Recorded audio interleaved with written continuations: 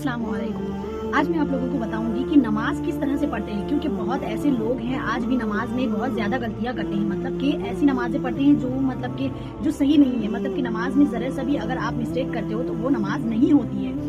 और हम लोगों को ये बात जरूर पता होनी चाहिए कि हम नमाज में जो पढ़ते हैं मतलब कुछ सूरत जो पढ़ते हैं उसकी मायने क्या है। मतलब कि हम अल्लाह से जो नमाज पढ़ रहे हैं उस सूरत में क्या बोला जा रहा है, हमको उसकी मीनिंग समझना बहुत जरूरी है। तो मैं कोशिश करूंगी कि आज इस वीडियो में नमाज के तरीके के साथ साथ आज मैं उस सूरत के कुछ तर्जुमात भी बताऊंगी जो आप लोग को बहुत ज्यादा मतलब आसानी होगी आपको नमाज पढ़ने में। क्योंकि नमाज पढ़ते वक्त एक चीज का ध्यान रखना होता है कि मैं क्या पढ़ रही हूँ, ये पता बहुत जरूरी है कि होना चाहिए।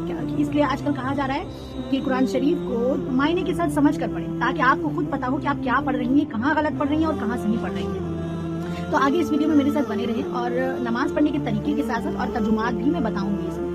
तो सबसे पहले हम लोग जब नमाज के लिए मुसल्ले पे खड़े होते हैं तो जैसे कि मैं 2 रिकात नियत करके बताती हूँ कि मैं नियत करती हूँ 2 रिकात फर्ज वक्त फज्र की नमाज वास्ते अल्लाह ताला की मुंह मेरे काबा शरीफ की तरफ अल्लाहु अकबर।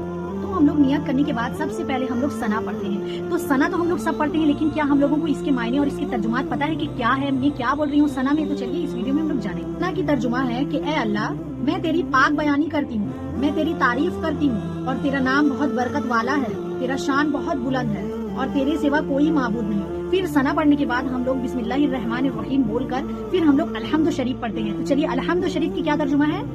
अलहम्दु शरीफ की तर्जुमा है कि सब तारीफ अल्लाह के लिए है जो तमाम जहानों को पालने वाला है, बड़ा मेहरबान और निहायत रहम करने वाला है, बदले के दिन यानी कयामत के दिन का मालिक है। हम सिर्फ तेरी इबादत करते हैं और सिर्फ तुझ से ही मदद चाहते हैं। हमें सीधा और सच्ची राह दिखा, उन लोगों की राह जिन पर तूने इनाम किया, उनकी राह जिन पर ना गजब किया गया और ना गुमराह की गई। तो अलहम्दु के बाद हम लोग कोई भी सूरत पढ़ते हैं। तो चलिए मैं एक एग्जाम्पल के तौर पर कद्र ले लेती हूँ। तो मैं सूरह कद्र की आपको तर्जुमा बताती हूँ।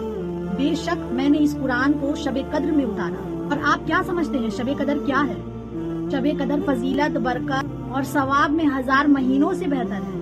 इस रात में फरिश्ते और रूहुल आलमीन जिब्राइल अलैहिस्सलाम अपने रब के हुक्म से खैर बरकत के हर अम्र के साथ उतरते हैं। ये रात तुलू फज्र तक सरार सलामती है। फिर इसके बाद हम लोग कोई मतलब छोटे से सूरह को लगाते हैं।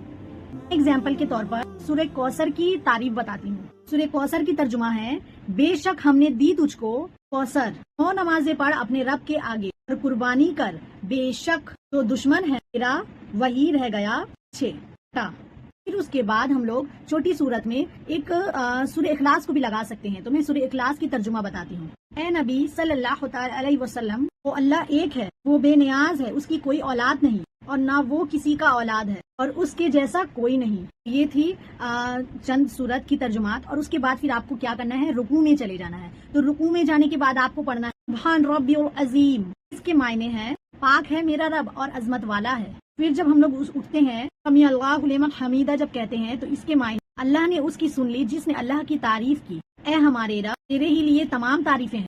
लेकिन एक बात याद रखना है कि जब हम लोग रुकू पढ़ते हैं और सुभान रब्बिल अजीम पढ़ते हैं तो इसको आपको 3, 5 या 7 मरतबा पढ़नी है। ठीक है, उसके बाद खड़ा होना है और उसके बाद फिर आपको जब सजदा के लिए जाना है तो आपको कहना है सुभान रब्बिल आला, जिसके मायने पाक है मेरा रब और बड़ी शान वाला है।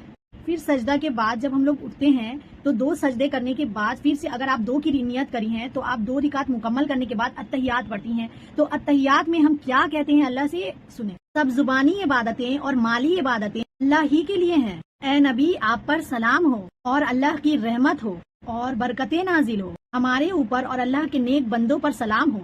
मैं गवाही देती हूँ कि अल्लाह के सिवा कोई माबूद नहीं और मैं गवाही देती हूँ कि मोहम्मद सल्लल्लाहु ताला अलैहि वसल्लम इसके बंदे और रसूल हैं। इसके बाद आपको पढ़नी है दुरूद इब्राहिम। दुरूद इब्राहिम की तर्जुमा क्या है सुने। ए अल्लाह, रहमत नाजिल फरमा मोहम्मद सल्लल्लाहु ताला अलैहि वसल्लम पर और आले मोहम्मद पर, जैसे तूने रहमत अता फरमाई इब्राहिम अलैहिस्सलाम पर और आले इब्राहिम अलैहिस्सलाम पर। यकीनन तू बड़ी तारीफ और बड़ी शान वाला है। ए अल्लाह, बरकत नाजिल फरमा मोहम्मद पर और उसके आले मोहम्मद। फिर दुरूद इब्राहिम पढ़ने के बाद आपको दुआए मासूरा पढ़नी है। आपको दुआए मासूरा याद है तो ठीक है, वरना फिर आप रब्बना आतिना फिद दुनिया हसनतम व बिल आखिरति हसनतम व क़िना अज़ाबन्नार ये पढ़ सकते हैं, जिसके मायने हैं ए मेरे रब, हमें दुनिया और आखिरत में भलाई दे और बचा ले हमें आग की अजाब से। आपको बोल देनी है अस्सलामु अलैकुम व रहमतुल्लाहि व बरकातहू, जिसके मायने हैं तुम पर सलाम और अल्लाह की रहमत हो।